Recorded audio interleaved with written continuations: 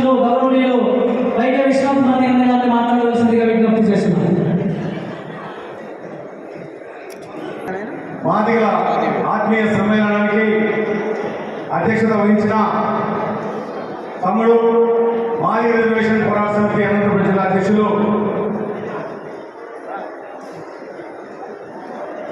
తమ్ముడికి హరిగోపాల్కి, నాయకుడు అంటే నమ్మించేవాడు కాదు, నడిపించేవాడు. నాయకుడు అంటే గెలిపించేవాడు కాదు, గెలిపించేవాడు నాయకుడు. యుద్ధం చేయాలంటే తెలిసి ఉండాలి, తెలివి ఉండాలి, తెగింపు ఉండాలి. 3 దశాబ్దాల కాలం ఒక అంశం కోసం సామాజిక న్యాయ సూత్రాలను ఆదరించి ఈ సమాజాన్ని ఉరికలెత్తించి మాదిగ జాతికి మహోన్నతమైన గౌరవించినటువంటి ఈనాటి ముఖ్య అతిథి మానశ్రీ మందకృష్ణ గారికి, వేదిక పడినటువంటి ఎంఆర్పిఎస్, ఎంఎస్పి అనుబంధ సంఘాల నాయకులకు, అనంతపురం ఉమ్మడి జిల్లాను చేసినటువంటి నా మాదిగ అనుబంధులకు, అందరికీ కూడా మహాజన సోషలిస్ట్ పార్టీ ఆంధ్రప్రదేశ్ పక్షాన ఈ జిల్లా పూర్తిగా వికసిస్తున్నటువంటి జిల్లా. అంటరాంతరానికి, వెట్టి జాగరికి, బానిసత్వానికి మగ్గిపోయినటువంటి జిల్లా ఈ అనంతపురం జిల్లా. అలాంటి జిల్లాలో మాదిగలు మగ్గుతున్నటువంటి జిల్లాలో 1994 జూన్ 7వ తారీఖున ఒక మహాజన సూర్యుడు మాదిగ జాతికి వెలుగు చూపుతూ మీ అందరికీ మనసు చూపించి చేస్తానని, భారతదేశం కల్పించినటువంటి హక్కులు సాధించి పడతానని ఒక సూర్యుడు మన ముందుకు వచ్చాడు. ఆయనే మహాజన నేత మానశ్రీ మందకృష్ణ గారు అని చెప్పని ఈ సందర్భంగా మీకు తెలియజేస్తా ఉన్నా. ఆయన ఉద్యమంలో ఆయన నమ్ముతా కూడా అనంతపురం జిల్లా తాడిపత్రి నియోజకవర్గంలో తెలంగాణ రవి మాదిగ 1997వ సంవత్సరంలో కృష్ణమాది గారిని అరెస్ట్ చేసినప్పుడు ఆయనను విడిపించాలని, వర్గీకరణ చేయాలని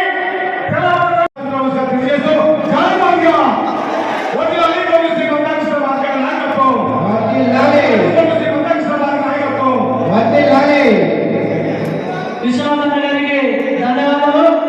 మరి చివరగా మాదిగ ఆశయ జ్యోతి వర్గీకరణ విజయ సారథి మరి గౌరవనీయులు మందకృష్ణ గారిని మాట్లాడవలసిందిగా విజ్ఞప్తి చేస్తున్నాం.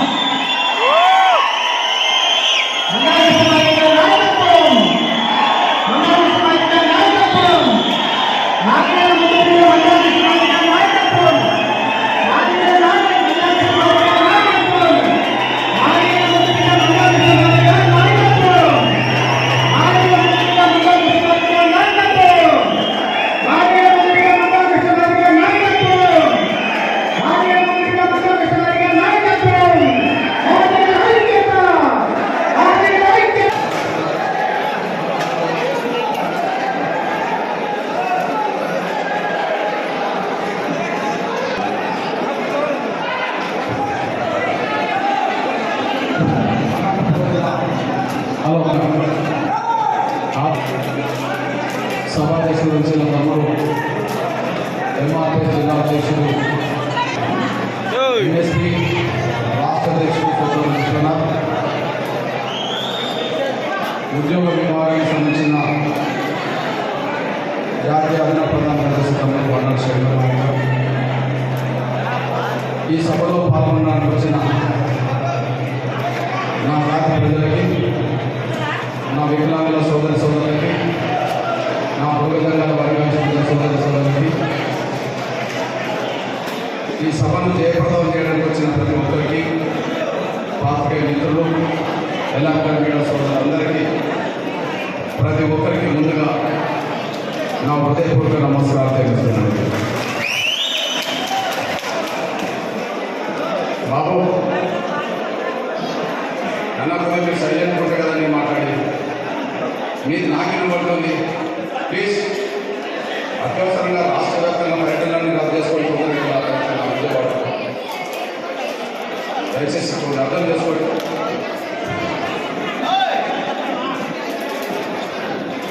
నా జాతి ప్రజలారా, మన మాదిగ జాతీయ స్వప్నం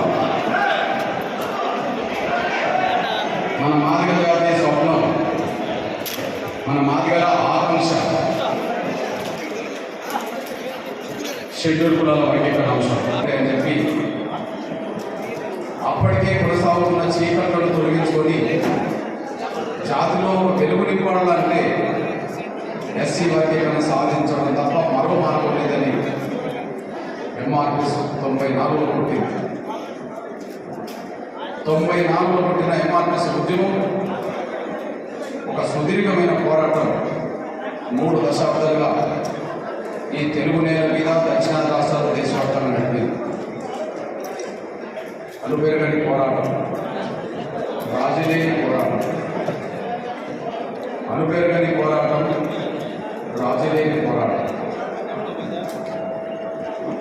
దేశ స్వాతంత్ర పోరాటం జరిగినట్టుగానే ఈ దేశంలో మరో గొప్ప ఉద్యమం సుదీర్ఘకాలం జరిగి విజయం సాధించిందంటే అది కేవలం మాదిగల ఉద్యమం.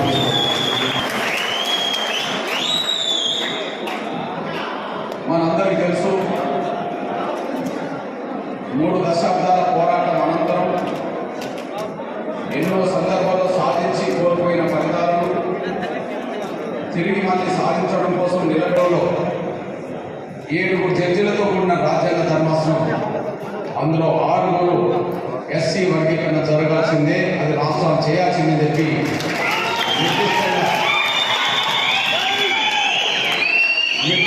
తీర్పు ఇవ్వడంతో మాదిగ జాతి యావత్తు ఆ తీర్పు వార్తల్ని సోషల్ మీడియాలో, ఎలక్ట్రానిక్ మీడియాలో చూసి ఎక్కడికక్కడ మా జాతి విముక్తి వైపు వెళ్తుంది, మా జాతి బిడ్డలకు భవిష్యత్తు రాబోతుందన్నంత సంతోషం ప్రతి మాదిగ పిల్లలో వెలివేసింది.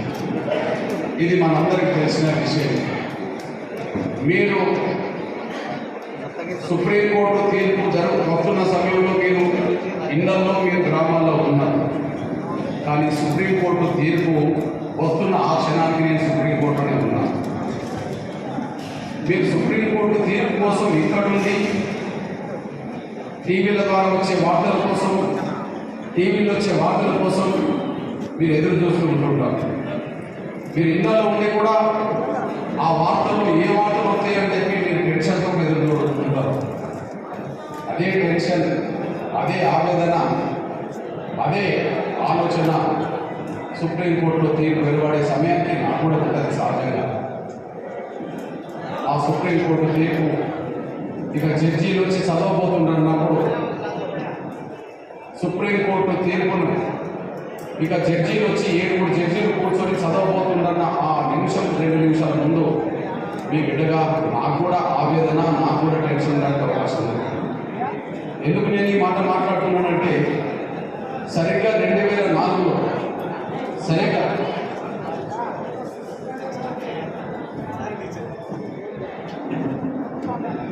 సరిగ్గా 2004లో నవంబర్ 5న సుప్రీంకోర్టులో 5 జడ్జీలతో కూడిన రాజ్యాంగ ధర్మాసనం ఎస్సీ రిజర్వేషన్ల వర్గీకరణ చేసే అధికారం రాష్ట్రాలకు లేదు, ఆంధ్రప్రదేశ్ ప్రభుత్వం చేసిన చట్టాన్ని రద్దు చేస్తున్నామని చెప్పి ఆనాడు రద్దు చేసిన క్షణాన్ని కూడా నేను సుప్రీంకోర్టులో ఉన్నాను. ఆనాడు అనిపించింది మాకు న్యాయం వైపు నిలబడే శక్తులు మాకు లేవు కదా, న్యాయం వైపు నిలబడే శక్తి మాకు లేదు కదా. మాకు ఎంత ఆవేదన ఉన్నా, మాకు అన్యాయం జరిగిందనే విషయం ఎంత వాస్తవం ఉన్నా ఇక్కడ మాకు సహకరించే శక్తులు లేకపోవడం వల్లనే కదా మేము ఓడిపోయినామని చెప్పి, మేము ఒంటరి వాళ్ళం కదా అనే బాధతో బయటికి కన్నీళ్ళు తీసుకుంటూ ఏడుస్తూ బయటకు వచ్చాము. 2004లో సుప్రీంకోర్టులో తీర్పు మనకు వ్యతిరేకం వచ్చినప్పుడు బాధతో కూడిన, ఆవేదనతో కూడిన కన్నీళ్ళు వచ్చినాయి, ఏడుస్తూ బయటకు వచ్చాము. మళ్ళీ 20 ఏళ్ళ తర్వాత మళ్ళీ అదే సుప్రీంకోర్టులో ఇదే అంశం మీద మన తీర్పు రాబోతున్నప్పుడు మీ బిడ్డగా ప్రత్యక్షంగా అక్కడ ఉన్నప్పుడు నాకు ఎంత ఆవేదన ఉంటుందో, ఎంత టెన్షన్ ఉంటుందో మీరు అర్థం చేసుకోవాల్సి వస్తుంది. ఆ సమయంలో షెడ్యూల్ కులాల వర్గీకరణ ఖచ్చితంగా అమలు జరగాల్సిందే అని చెప్పి తీర్పు చెప్పడంతో ఆ తీర్పు చెప్పిన క్షణానికి నాకు గుర్తుకొచ్చింది మన తెలంగాణ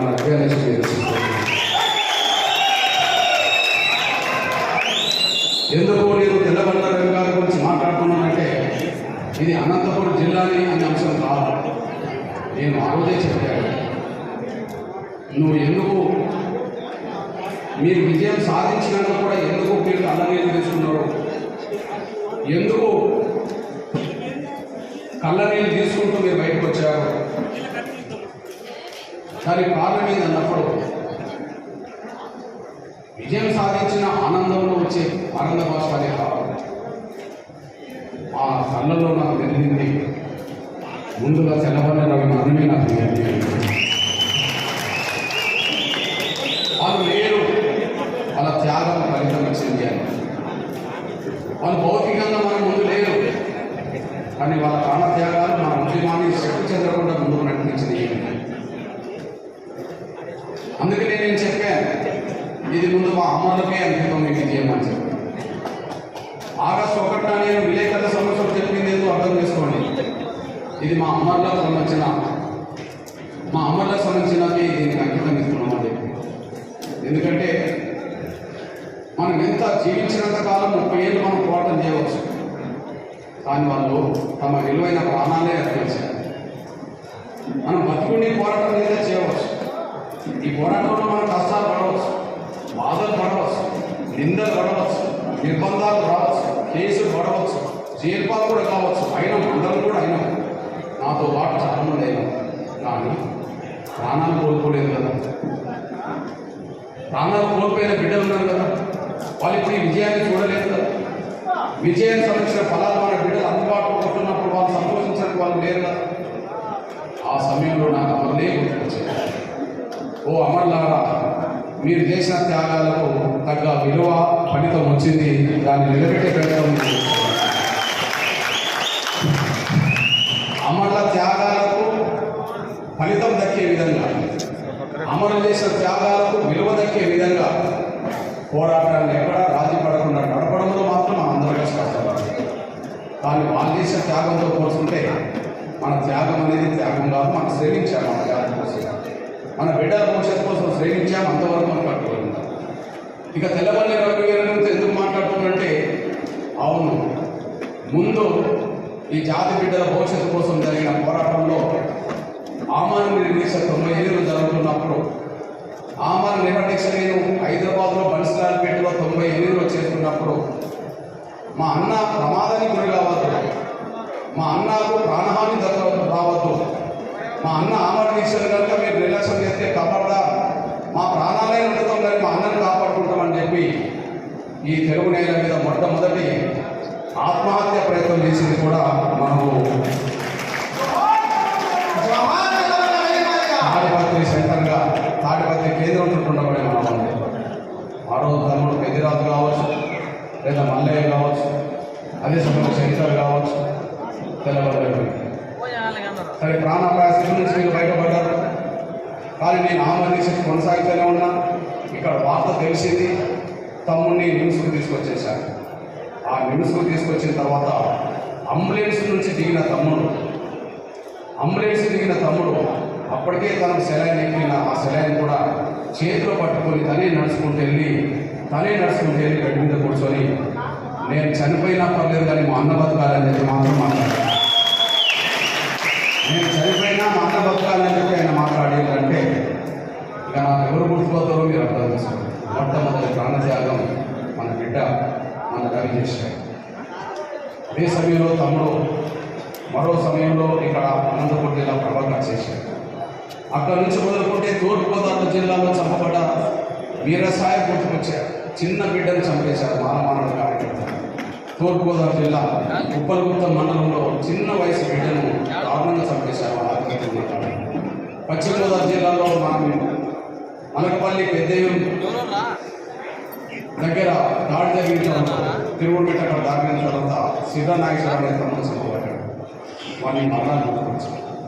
అదే సమయంలో మనం హైదరాబాద్లో సురేంద్ర మాదిగా, దామోదర్ మాదిగా, మహేష్ మాదిగా ప్రాణత్యాగాలు గుర్తుకొచ్చారు. అదే సమయంలో మన ఆడబిడ్డ పార్తమాదిగా ధర్నా చేస్తూ చనిపోయిన ప్రాణత్యాగాలు గుర్తుకొచ్చింది. వాళ్ళ త్యాగాలే మన ఉద్యమాన్ని చెక్కు చెదరకుండా నిలబెట్టగలిగినాయి. అంతిమంగా విజయం సాధించారు. వాళ్ళ త్యాగాలు మనల్ని పక్కదారి పట్టనివ్వలే, వాళ్ళ త్యాగాలు మనల్ని పారిపోనివ్వలే, మనల్ని పక్కదారి పట్టనివ్వలే, వాళ్ళ త్యాగాలు మనల్ని పారిపోనివ్వలే. ఎన్ని ఆటంకాలు ఎదురైనా అంతిమ విజయం సాధించాలని చెప్పిందే వాళ్ళ త్యాగాలు. వాళ్ళ త్యాగాలకు వాళ్ళ ఫలితం దక్కిన విషయం నాకు ముందుగా గుర్తుకొచ్చేసింది. అందువల్ల ఈ మొదటి విజయం, ఈ విజయం అనేది నా జాతి బిడ్డలైన అమరులకే దక్కుతుందని చెప్పి నేను అనుప్రకటన చేశాను.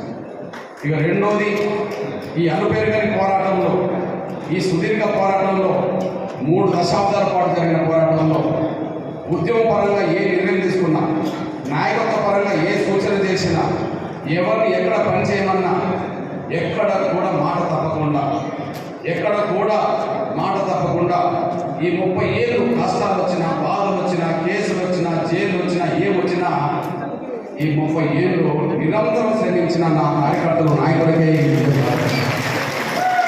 ఎందుకంటే ఒక రోజా 2 రోజుల ఉద్యోగం ఎన్నోసార్లు ఆడుకుంటూ, ఎన్నోసార్లు నిర్బంధాలు, ఎన్నోసార్లు కుట్రలు, ఎన్నోసార్లు ఇబ్బందులు మన మీద జరిగినాయి. అయినప్పటికీ ఆత్మవిశ్వాసం కోల్పోకుండా, ఆత్మస్థైర్యం కోల్పోకుండా ఈ 3 దశాబ్దాల పాటు మన ఉద్యమం కొనసాగిందంటే సుశిక్తులైన ఎంఆర్ఎస్ మారింది కాబట్టి మాదిగ జాతి ఉద్యమానికి ఒక నాయకులు పడుతున్న వాళ్ళు, కార్యకర్తలు ఒక సైన్యంగా ఎదగడం వల్లనే వాళ్ళ మాదిగ జాతి విజయం సాధించడానికి దారితీసింది. అందువల్ల రెండో విజయం నా కార్యకర్తలు, నాయకులకే దక్కుతుంది అని చెప్పి నేను ఆనాడు ప్రకటన చేశాను. ఇకపోతే మూడవదిగా, ఈ వర్గీకరణ పోరాటంలో ఫలితం వస్తే మాదిగలకు, ఉపకులాలకు దక్కుతుందేమో కానీ సమాజానికి ఏమి మేలు.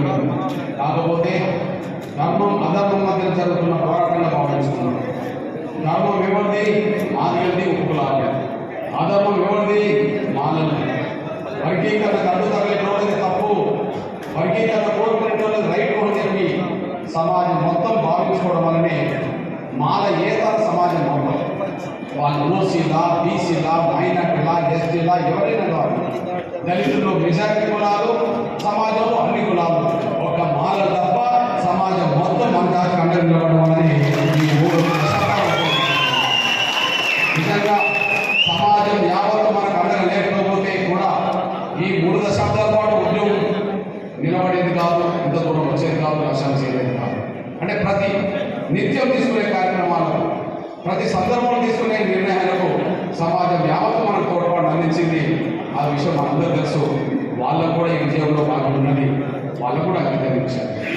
అదే సమయంలో మన వార్తల్ని సమాజం దృష్టికి తీసుకొచ్చి మన జాతిని అప్రమత్తం చేసే కాడ సమాజం మద్దతు కూడా, మేము ఇంకా అడ్డుకొని తీర్థమని కూడా మాట్లాడుతున్నాం. ఒకసారి కాదు, ఇప్పటికే 3 సార్లు అడ్డుకున్నాం, మళ్ళా అడ్డుకుంటామని చెప్తున్నాం. మనందరికీ తెలుసు, 94లో ఎంఆర్ఎస్ ఉద్యమం మొదలైనాక 97 పాదయాత్ర చేశాం. నారవారి పల్లె నుంచి హైదరాబాద్ పాదయాత్ర చేసి దిగ్బంధం చేసిన రోజు జూన్ 6, 97 వర్గీకరణ జరిగింది. కొన్ని నెలల పాటు వర్గీకరణ అమల్లో ఉన్నది, మన బిడ్డలకు మేలు జరిగింది. కానీ వర్గీకరణను అడ్డుకోవడానికి హైకోర్టుకు వెళ్ళి సింగిల్ జడ్జితో మన వర్గీకరణ రద్దు చేయించారు. అంటే సాధించిన విజయాన్ని ఒకసారి రద్దు చేయించారు. రెండోది, సాధించిన విజయాన్ని రద్దు చేస్తే తిరిగి మన పోరాటం మన ముందుకు సాగి రాష్ట్రపతి ఆమోదంతో వర్గీకరణ సాధించిన తర్వాత మళ్ళీ హైకోర్టులో కూడా వారు కేసేశారు. హైకోర్టులో కేసేస్తే హైకోర్టులో మళ్ళీ 5 జడ్జీల్లో 4 జడ్జీలు మనకు అనుగుణంగా తీర్పిచ్చారు. అంటే ఒక హైకోర్టులో ఒక జడ్జి రద్దు చేస్తే 4 జడ్జీలు మనకు సమర్పించారు. ఆ వర్గీకరణ అమలు జరుగుతున్న కాలంలోనే మన బిడ్డలకు, శంకర్ లాంటి వాళ్ళకు వేలాది మందికి ఉద్యోగాలు వచ్చింది. ఆ వేలాది ఉద్యోగ అవకాశాలు జాతి బిడ్డల భవిష్యత్తు పొందుతున్న సమయంలో, చదువుకున్న సమయంలో వాళ్ళు సుప్రీంకోర్టుకి వెళ్ళారు. ఆ సుప్రీంకోర్టులోనే 2004 నవంబర్ 5న అప్పుడు యూపీఏ గవర్నమెంట్ ఉన్నది, మన్మోహన్ సింగ్ గారి ప్రభుత్వం ఉన్నది. యూపీఏ గవర్నమెంట్ చుట్టూ మొత్తం మానవులు ఉన్నారట. యూపీఏ చైర్పర్సన్ సోనియా గాంధీకి సలహాదారు కొప్పుల రాజు మాలైపోయాడు. అప్పుడు రాహుల్ గాంధీకి సలహాదారుడు రాజశేఖరన్ ఐఏఎస్ అధికారి మాలైపోయాడు. ప్రధానమంత్రి కార్యాలయంలో ఆనాడు కాంతరావు ఐఏఎస్ అధికారి మాలైపోయాడు. అదే సమయంలో మన్మోహన్ సింగ్ గారి క్యాబినెట్లో పంజాబ్ లక్ష్మి, దేవిశ్వరుడు లాంటి వాళ్ళు ఉన్నారు. కాంగ్రెస్ పార్టీని శాసించేటప్పుడు చింతామోహన్, వరసికుమార్ లాంటి వాళ్ళు అక్కడ ఉన్నారు. వెంకటస్వామి లాంటి వాళ్ళు అక్కడ అడ్డం పడ్డారు. సుప్రీంకోర్టులో జడ్జి రూపంగా మాలకులతో రామస్వామి ఆయన ఉన్నాడు. 2004లో టోటల్గా మనం ఒంటరి వాళ్ళు టోటల్గా శక్తివంతులు. ఆనాడు వర్గీకరణ అయిపోయింది. మళ్ళీ వర్గీకరణ రద్దు చేయించిన విషయం మీరు మర్చిపోతారు సార్ అనుకుంటున్నాం. 2004లో ఎక్కడ వర్గీకరణ రద్దు చేశారో 2024లో మన గతంలో మనం గెలిచినామని 2004లో ఎక్కడ రద్దు చేశారో అక్కడే మనం గెలిచినాం. 97లో వర్గీకరణ రద్దు చేసింది హైకోర్టులో సింగిల్ జడ్జి, మన 4 జడ్జిలతో మనం విజయం సాధించాం. 2004లో మన సుప్రీంకోర్టు ద్వారా వర్గీకరణ రద్దు చేయించారు 5 జడ్జిలతో, మళ్ళీ 6 జడ్జిలతో మనం విజయం సాధించాం. ఇప్పుడు మళ్ళీ ఆ వర్గీకరణలో ఆ తీర్పును మేము అంగీకరించము అని చెప్పి పునఃసమీక్ష చేయాలని చెప్పి 32 పిటిషన్లు వేశారన్నమాట. 32 పిటిషన్లు రివ్యూ పిటిషన్లు అయితే రివ్యూ పిటిషన్లు కూడా అన్నింటినీ కొట్టి పారేసింది మన సుప్రీంకోర్టు. విషయం ఏంటంటే ఆగస్టు 1న సుప్రీంకోర్టు జడ్జిమెంట్ ఇచ్చిన రోజు 7 6 మన కారణాలను తీర్పించారు, ఒకడు మన వ్యక్తిని తీర్పించారు. మనం అర్థం చేసుకోవాల్సిన అవసరం ఉంది. నా దానిలో ఎవరికి విలువ ఎస్సీ వర్గీకరణ పోరాటాన్ని సమాజం గమనిస్తున్నారు కదా, దేశం గమనిస్తున్నారు కదా. తెలుగు నేల మీద పుట్టిన ఉద్యోగం తెలుగు నేల మీద లేదు, దేశం మొత్తం మీద నడుస్తున్నారు కదా. ఇటువంటి పరిస్థితిలో ధర్మం అధర్మం ఇవ్వండి అన్నప్పుడు వర్గీకరణ అడుగుకునే వాళ్ళు అధర్మం, వర్గీకరణ కోరుకునే వాళ్ళు ధర్మం అని చెప్పి టోటల్గా సమాజం గమనించింది. ఈ నేపథ్యంలో ఒకటి విషయం చెప్తున్నాను, సమాజం ఏమనుకున్నా మేము వర్గీకరణ అడుగుకుంటాం అంటారు. ఈ దేశంలో